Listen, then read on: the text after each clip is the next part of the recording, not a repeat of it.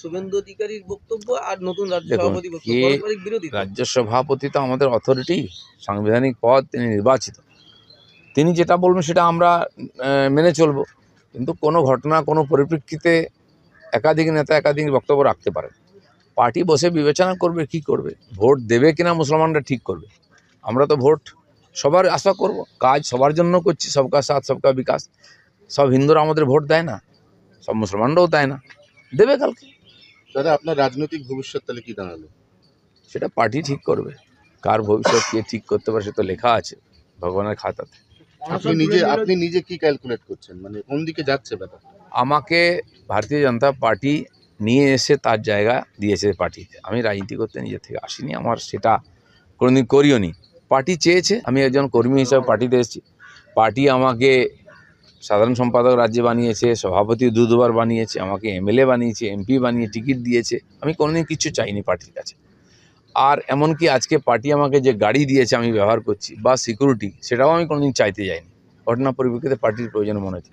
পার্টির যদি মনে হয় আমি সাধারণ কর্মী হিসেবে কাজ করব, তো আমি যেরকম করছি করবো, আগে কোনো পদ নেই। পার্টি যেখানে আমি ডাকে সেখানে আমি যাই, যেখানে ডাকে না সেখানে যাই না। এটাকে আমি পার্টির সিস্টেম মনে করি। অনশন তুলে নিল যোগ্য শিক্ষক শিক্ষিকারা, 14 তারিখ নবান্ন অভিযান করবে। নবান্নতে তো আন্দোলন তো চলছেই, অনশন তুলেছে, কিন্তু অবস্থান তো তোলেনি ওরা। তাদের সে আন্দোলন চলছে, আন্দোলনের ধার বাড়ছে, কখনো ভার বাড়ছে। কিন্তু এই আন্দোলনের সঙ্গে আমরাও ছিলাম, আমরাও থাকবো। আর আন্দোলন সফল হোক সেই শুভকামনা আমরা দেবো। আমরা সবসময় দিলীপ ঘোষকে চমক দেখি, হঠাৎ করে কোনোদিন সকালে শুনবো না তো যে দিলীপ ঘোষ তৃণমূলে জয়েন করেছে। কল্পনা করতে তো পয়সা লাগে না, করো না। না মানে কল্পনা আমরা কি করবো, মানে আপনি কি সেটা অনেকেই করছে তো, কেউ তো কল্পনা করে এটা বার করেছে। এবং এই কল্পনা কি প্রতি মাসে 2 মাসে পাল্টে 21 তারিখ অবধি আবার ডেট দেওয়া হয়েছে। আগে অনেকগুলো তারিখ হয়ে গেছে, আবার 21 তারিখ, তারপরে আবার অন্য ফান্ডা শুরু হবে। তো কিছু তো মার্কেটে থাকতে হবে, কিছু লোক এই করে মার্কেটে থাকার চেষ্টা করে। দিলীপ ঘোষ তো মার্কেটে আছে। দাদা, এখন তার সেই তিক্ততা নেই। আপনি তো জগন্নাথ মন্দির গেছেন, কুণাল, অরূপ সবার সাথে আমার সঙ্গে চা খাওয়াটা। না, সেই তিক্ততা নেই। কুণাল অরূপের সঙ্গে আমার আগে থেকে পরিচয় ছিল, এখনও আছে, আগামী দিনেও থাকবে। আমি রাজনীতি করি না করি, ওরা করুক না করুক, কে কোনো পার্টি থাকবে, তার সঙ্গে রাজনীতির সম্পর্ক দিলীপ ঘোষ এরকম ভাবে না। আজকে আমার পার্টিতে, কালকে টিএমসি ছিল, আমার শত্রু ছিল, কাল চলে আমার কাছে বসলো, আমার বন্ধু হয়ে গেল, পরশু আবার চলে গেল, আমার শত্রু হয়ে গেল। দিলীপ ঘোষের বন্ধুত্ব শত্রুতা এত হালকা নয়।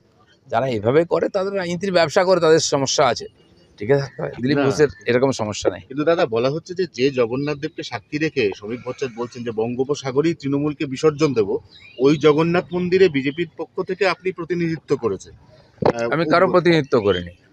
আমি একজন নাগরিক হিসাবে, আর ওখানকার যারা সংস্থাপক, চিফ সেক্রেটারি আমাকে আর মন্দির বলে লিখে চিঠি দিয়েছেন, কোনো বিতর্ক নাই।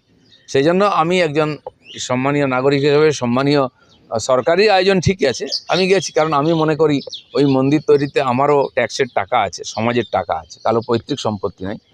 আর বহু লোক মন্দির করলে আমাকেই ডাকে, হয়তো আমাকে হিন্দু নেতা বা হিন্দু ভক্ত হিসেবে মনে করে, উদ্বোধন করায়, পুজোতে করায়।